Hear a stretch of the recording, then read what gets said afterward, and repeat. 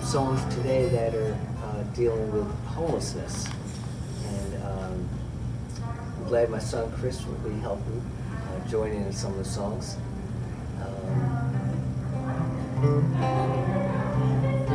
One thing I always try to do, or never try to do, is put my son on the spot.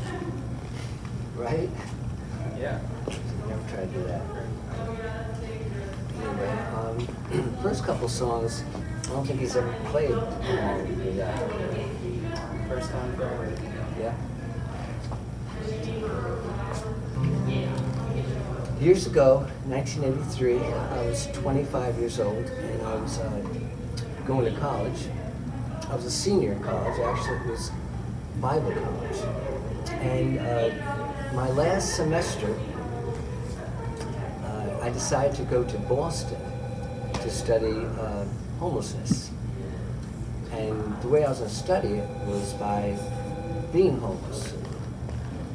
So I went up with a friend. It was actually December of 1982. And I was just going to spend the weekend going out to the streets late at night and maybe spend a night or two out in the streets, see what it was like. Well, it was like 5 degrees out, and I was out there wandering around for a couple of hours from like 9 to 11. And by 11 o'clock, I figured, okay, I've learned enough for this little segment, getting my feet wet. So I went to call my friend, and I couldn't find her number. Well, I wasn't dressed appropriately, and I was starting to freeze. So I saw some police, and I asked them if they could help me, and they pointed me to the YMCA, and I went down there, asked if they could, help me. And they said I needed some amount of money that I didn't have on me. So that wasn't working. The point is, at 11 o'clock, 11:30 at night in Boston, freezing, not knowing my way around, I was starting to get desperate. So I started asking strangers on the street, it's like, can you help me? And most everyone was ignoring me. Fortunately enough, back in those days, there was payphones that had numbers you can call for if there was an emergency. So I dialed that number, whatever it was, something, and it rang, and it kept ringing. And all it did was ring. So, freezing in that phone booth, I felt really bad. I felt really low and depressed and sad, not to mention cold. And I actually thanked God, because it was such a low, depressing feeling. I said, well, this perhaps has given me a real taste. I didn't say perhaps. So this is like, whoa. So I went back out the sidewalk there where people were walking and asking people, hey, could you help me out? And eventually a young man with his girlfriend listened to my little story that I was stuck out in the street, and they took me in. And then, and I spent a day or two with them actually, and they told me their story, this fella did. This fella, he was around 25 or 30, around my age. I was 25, he was a little older. Anyway, he was a con artist. He had he was involved in real estate, selling land out like in Arizona that didn't exist. That's what he did. That's what he did for a living. So it really made an impression on me, though, that the police didn't help me. The YMCA didn't help me. That phone number that's supposed to help people, they weren't around. Regular folks, whoever they were, didn't help me, but a thief took me in. So I thought, wow, this is really interesting. So what turned out, what was initially going to be just a weekend learning about homelessness became so interesting that I ended up staying up in Boston, wandering around, staying with people, and sometimes having trouble finding a place. And it turned out to be 9 months experience. Which leads to this song, actually. So one day, early in that weekend or so, a couple days in, I took a trip on a bus to a town outside of Boston. I had no idea why I was going there, other than I thought it was going to be an adventure. And I went to a little strip mall where there's a Bible store, and there was a Bible study in the Bible store. I went in, I probably played him a song or two, and at the end of it, when everyone's leaving, I said to the Reverend, perhaps someone could put me up. And he would have liked to help me, but he was in a situation where he couldn't. So I went to a bar and I sang at a bar. I didn't earn any money, but I earned oysters. This is Fall River, Massachusetts. I had oysters. It's late at night, had to be past midnight, and I'm starting to look for cars that had open doors, because it was like, I always remember it being like 5 degrees. It was a cold winter, you know, and I'm like, you know, trying to, like, where am I going to stay? I went to the Holiday Inn. I did. I didn't have any money, but I had my guitar. A room only cost $25. But I didn't have $25, and I offered the guy my guitar, which was worth $100. He wasn't interested. I was disappointed. So,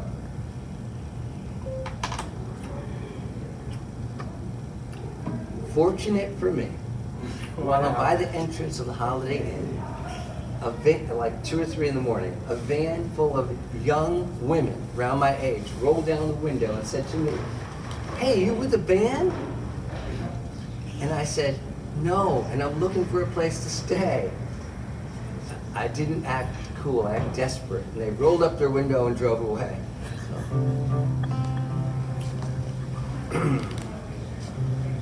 So I went down to the river, Fall River, and I found some cardboard, and I put it over me. And I went to sleep, and as I was going to sleep, it felt warm.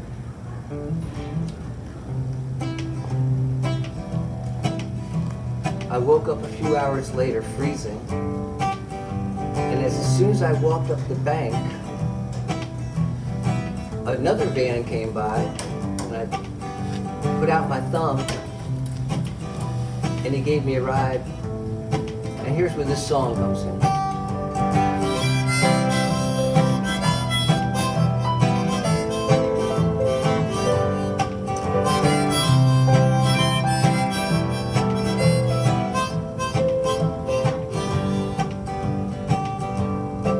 It was 4 or 5 in the morning on a cold December day.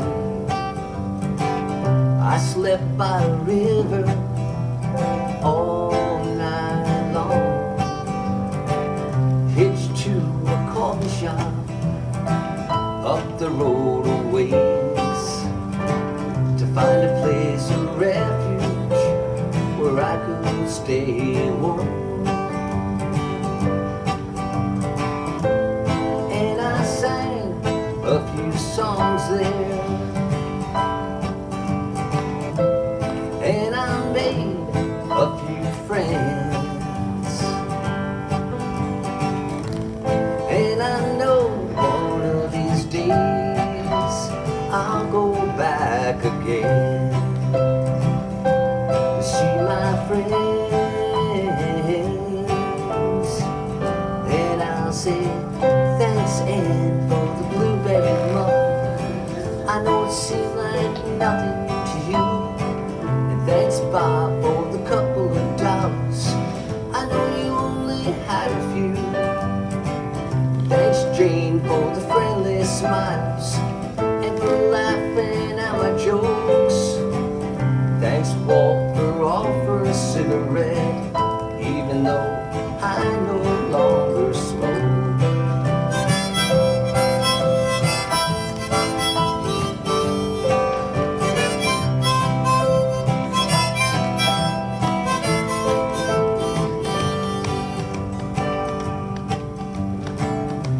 the waitress, she was kind. She took the time to talk to me. And the manager, he didn't mind me playing my guitar. And the officer who came in knew I wouldn't do any harm. On the way out, he said, "Good luck, kid," patted me on the arm. Thanks, Ann, for the blueberry muffin. I know it seemed like nothing to you. Thanks, Bob, for the couple of dollars. I know you only had a few. Thanks, Jane, for the friendly smiles and for laughing at my jokes. Thanks, Walt, for offering a cigarette, even though I no longer smoke. Gave it up when I was 12.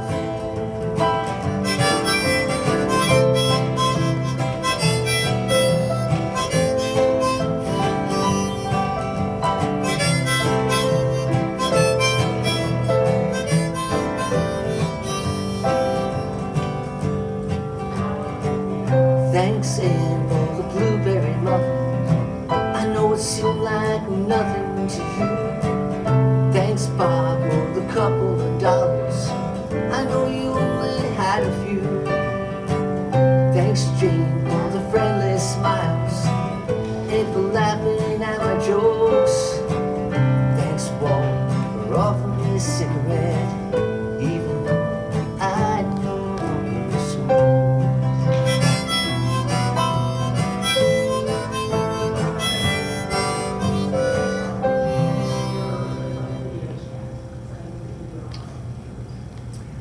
So I wrote that song that morning, actually, and played it for them because Ann, who was a nurse, either going in or coming off of her shift early in the morning, 5 or 6 in the morning, treated me to a blueberry muffin and a hot chocolate. So I wrote her the song, and she liked it, and they all liked it. So Walt was a real character. He came in drunk. He had just got kicked out of his house from his wife. His wife was a born-again Christian, and she was fed up with him drinking and whatever. So Walt is sitting next to me, and I'm playing songs, and somehow I end up telling him about the Lord. And Walt says, "You gotta come home and meet my wife." So, sometime early in the morning, after my blueberry muffin and a few songs, I went home with Walt. And his wife actually was glad to see me. And I ended up being their guest for a couple of days, which was lots of fun. A couple of years later, when I visited Walt, he was going to church, doing better. Sometimes it's good to get kicked out of your house.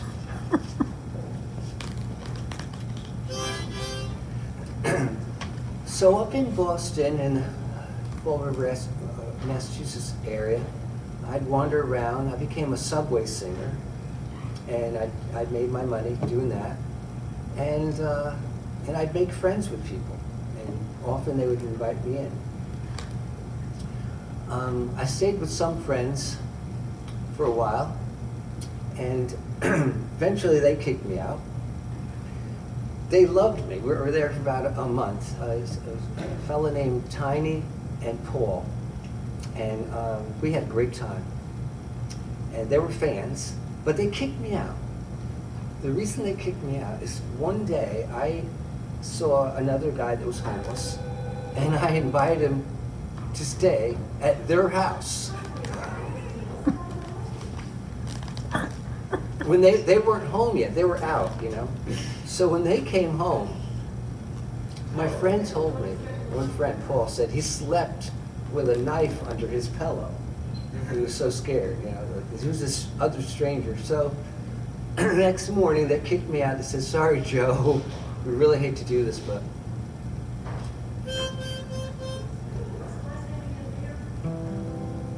later that evening, I was playing in a subway and I met another friend who liked my music and thought, come on home with me.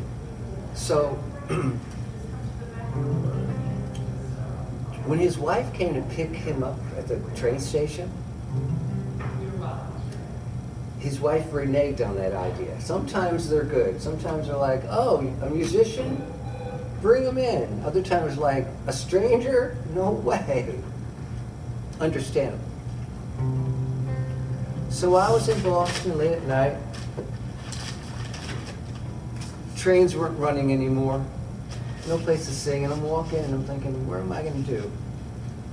Somehow, a fella driving taxi gave me a ride. I must have started hitchhiking or something. He gave me a ride and said I should go to the Pine Street Inn. Pine Street Inn was a popular shelter, and still is, in Boston. I didn't know about it, but he did, and he took me there.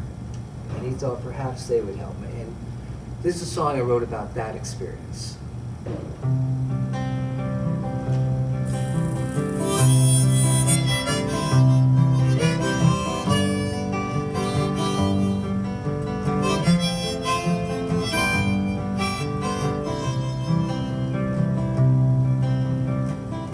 They opened the door for me, and I was surprised they let me in. Took my name and said no more, and I looked hard to try to find a grin. If there weren't any smiles, there weren't any beds. On the chairs and the tables, and on the floors we slept. Where am I going? Where have I been? What has brought me to the Pine Street Inn? Teenagers seem to be there too, and men from every age, dressed in worn out clothes with little or no change. Some they seem so healthy, made me wonder why. Others they were so broken, I just had to cry. Where are you going? Where have you been? What has brought you to the Pine Street Inn? Ralph and I, we talked until 12, till about 1. Then we got up at 5, when a new day had begun. But there's nothing new today, it's the same old thing. For the paupers and the poor men, but I know they're really princes and kings.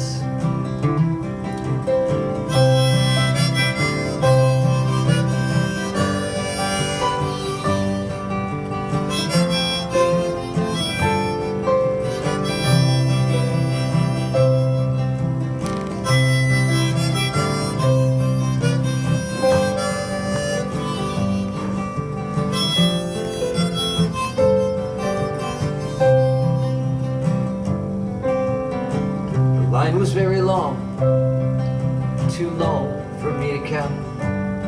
And I listened to some politician standing next to me. Said he'd improve conditions, half believing and half dreaming it seemed. But if he ever could become president, I think he'd show us what brother really means.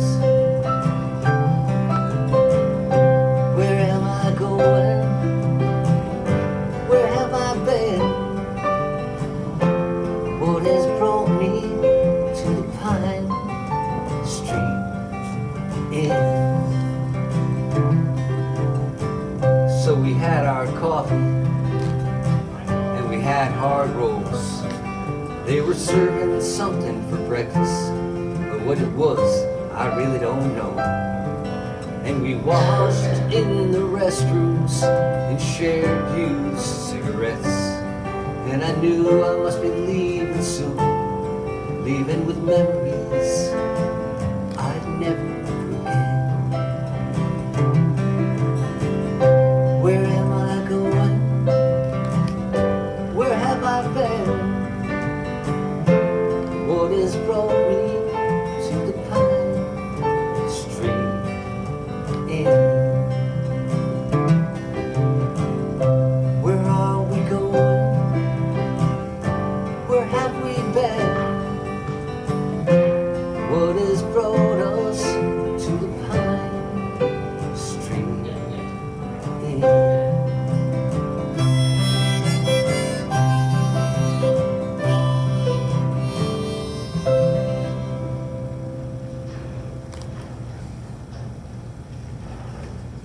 I ended up giving him a concert at the Pine Street Inn. I wrote that song that morning, played it for about 200 homeless fellows, and then gave them a little concert.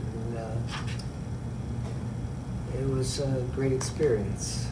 Matter of fact, I don't know if I'm going to play Amazing Grace this morning, but I will say this. I've played it over the years. That morning I played Amazing Grace, and to this day, it was the sweetest, most beautiful time with 200 homeless men singing Amazing Grace with me. Most beautiful song rendition. I haven't been back. I should get back up there and give them a concert again. I don't know. Maybe I just need to get kicked out. Maybe. Have you ever been kicked out of your house? Probably once or twice. By your dad or your mom? Say my mother when I was younger. Probably could have been better behaved. I was probably too much like my father. She kicked me out too. And we have a lot in common. We do. We do.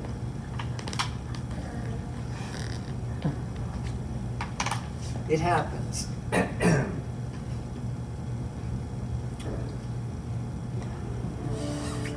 When I was in Boston, my friends told me that I need to meet Johnny Conflicts. And I said, okay. I said, how will I recognize him? How will I know who he is? They said, well, he'll pretend to shoot you. Like this, right? But one day I was at a bus stop, and there was this fellow that was homeless, kind of drunk,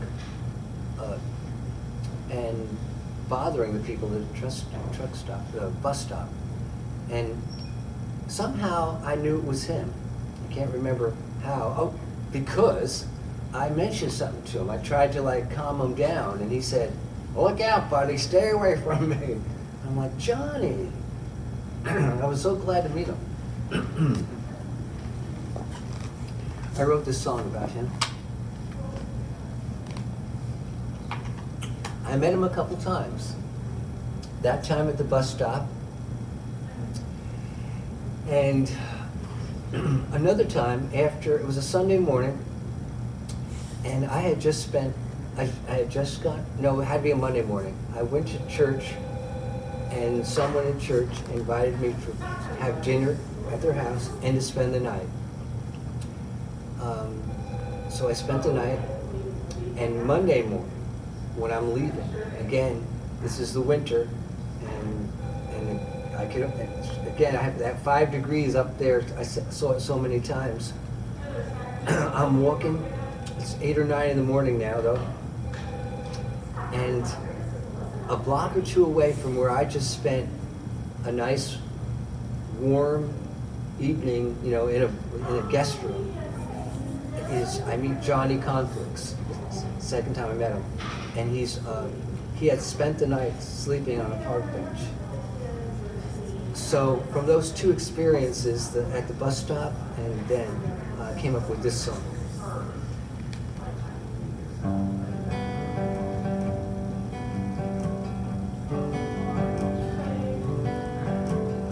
I often heard about him, everybody knew him. He was quite famous in his own kind of way. They said there was no hope for him, but then I met him, and I saw hope in his eyes one day. But he's cold in the wintertime, and he holds his bottle of wine like it's gold, but it's not gold. And he's lonely even when the sun does shine, and there ain't any friends he's been able to find. He's alone with no place left to go. But Johnny, don't you know, Jesus still loves you so. He staggered onto the bus, didn't have his fare. The bus driver let him on anyway. He said hello to the people, they smiled but turned away. No one wants to sit with Johnny, not today. And he's cold in the winter time, and he holds his bottle of wine like it's gold, but it's not gold. And he's lonely even when the sun does shine, and there ain't any friends he's been able to find. He's alone, no place left to go. He's so alone. Johnny, don't you know, Jesus still loves you so. He's never sure where he's gonna sleep. Often he'll find a warm bed, a warm bank. It's just a bench out in the street. No one understands what he's going through. Every now and then someone will take his hand, say, Johnny, wish there was something I could do.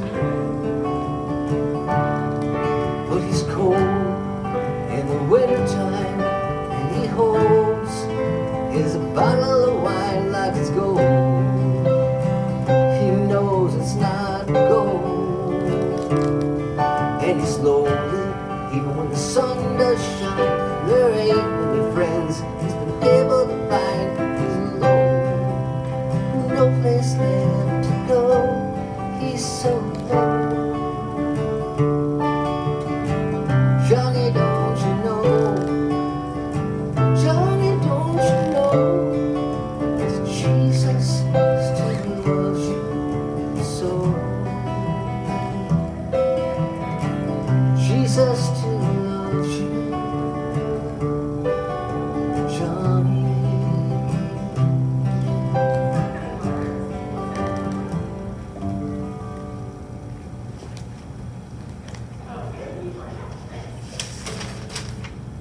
Those are my songs. I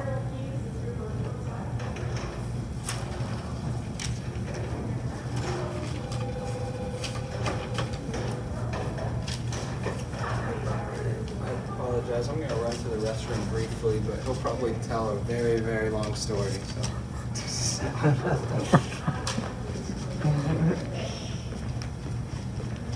I might say how I finally got my music stand, but I had it in my trunk for a few months and got all banged up. So it's not exactly working the way I want it to work.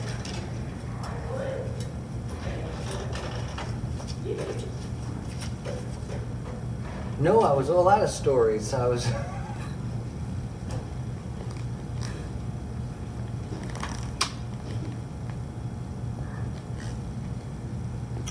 friend of mine in Chicago started a ministry some years ago. I don't know if it's still active, but it was something about warm hearts, warm feet, and it was all about raising socks, getting socks for the homeless. One of my friends on Facebook made a post and said, hey, instead of watching so much TV, why don't you go to the store, buy some socks and give them to a homeless person? It's a good idea.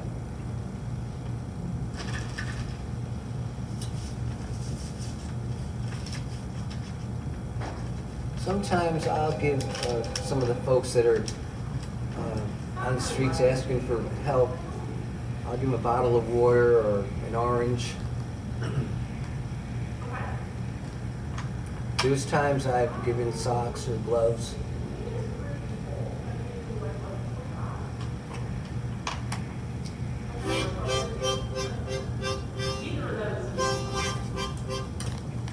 Yeah, this particular song, it's called Sly.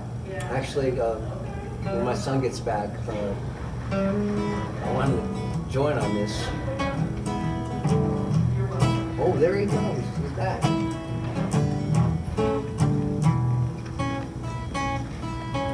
Well, I'm glad you're back. I'm back. This song's called Sly. A friend of mine told me the story about Sly. It's a homeless fella up in Buffalo or Rochester who used to always call the ambulance when he got too cold. Good idea. Good idea. Good idea. Well, he'd get out of the cold for a few hours at the hospital. Sounds brilliant. If you're watching this and you're homeless, Then we Some do ideas- not some- encourage wasting city tax dollars to do what you need to do, people. well, you could always call, apparently, in Rochester, or maybe anywhere, you could call the ambulance and...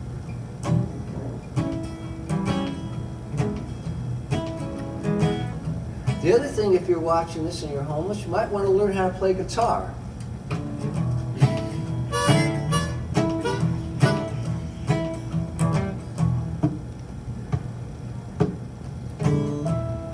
Sly was a homeless guy, lived by the corner of Elmwood and High. He was a frequent flyer, ambulance rider. He'd call 911 and say, "Could you give me a ride to the hospital today?" The dispatcher would inquire why. Sly would say, "My feet are sore."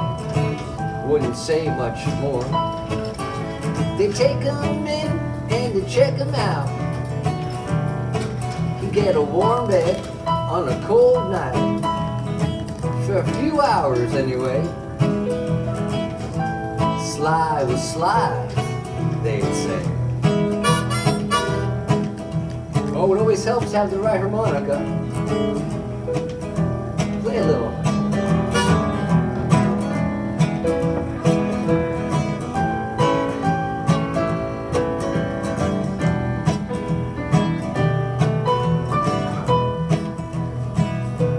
Okay, son, you keep going while I get my harmonica out of my pocket.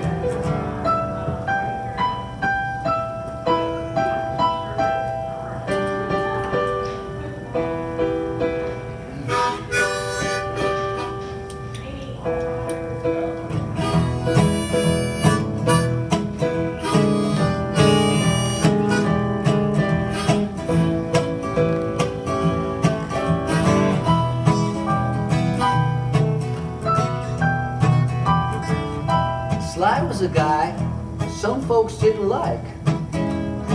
They'd say he abused the system. He asked for $1 or a cigarette, go and buy a meal at the Jet. Might ask for a bag of candy, but if you gave him a blanket or a pair of socks, that'd be handy.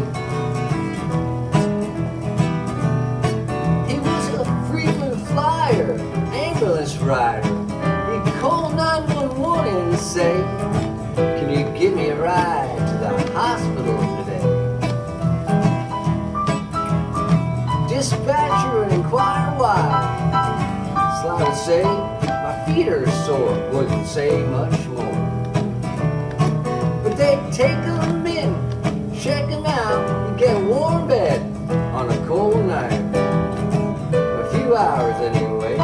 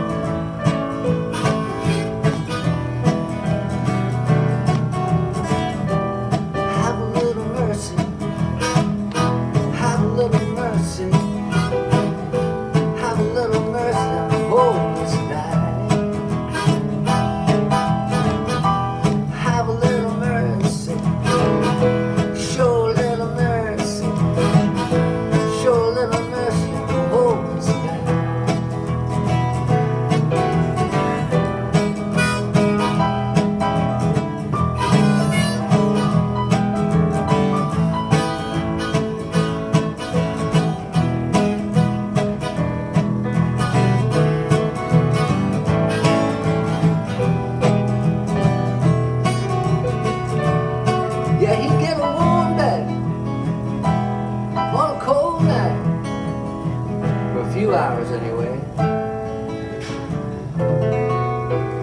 Sly was sly, they'd say.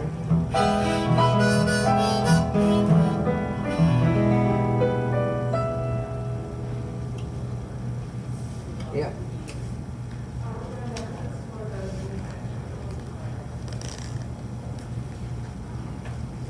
Well, son, I think it might be time to try that other keyboard for this song.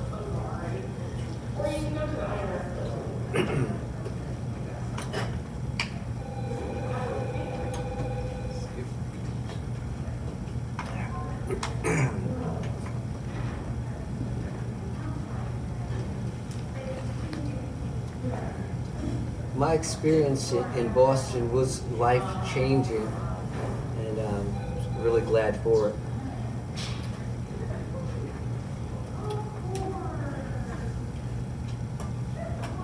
The first winter that I spent back home in 1984 was really hard for me because I knew that so many people were out there in the cold. So I'm thankful for all the ministries that do help the homeless.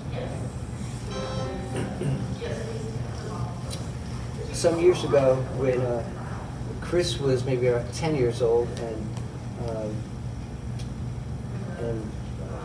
my two daughters were around that same age, we decided to make about 20 bag lunches for the homeless people in Lexington. I remember, I think we made like bologna sandwiches and put some kind of like apple turnovers in. And then we went downtown Center City and handed them out. I think we may have played a few songs for them too. That experience, along with these other experiences, helped to inspire this song. It's called Mother Teresa's Chocolate Kiss.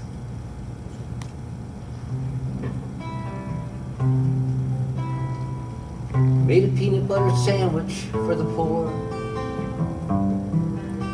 Pretended the hard concrete where they sleep was a sandy shore. Played my guitar, put out a tip jar, made a few bucks. Took a walk to the park to visit Mother Teresa. She was down on her luck. Mother Teresa's asleep on a star. I don't mean to wake you, but I got a habit of playing my guitar. It's singing songs for you.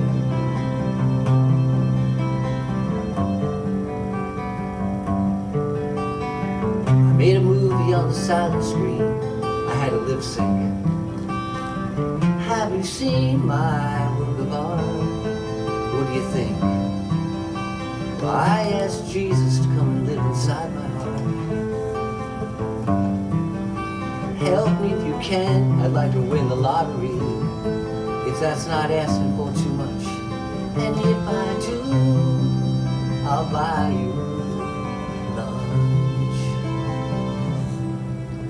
Mother Teresa's asleep on a star. I don't mean to wake you,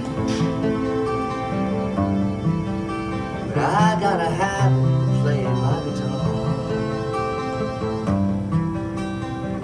It's singing songs for you.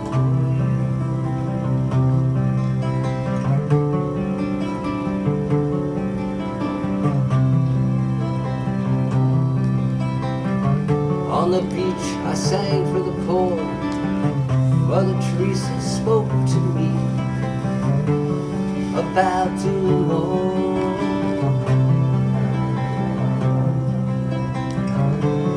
More than a song in a sandwich.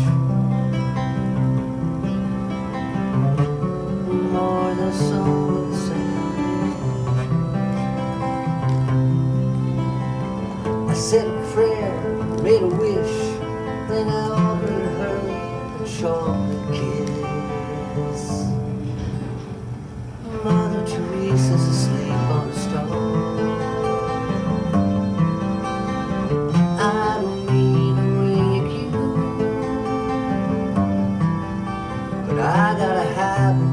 playing my guitar, singing songs for you.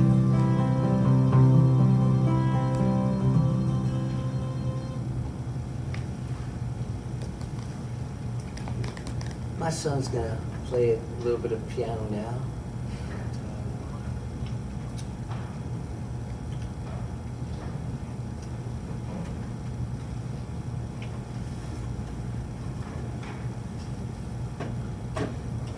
Some of his original composition.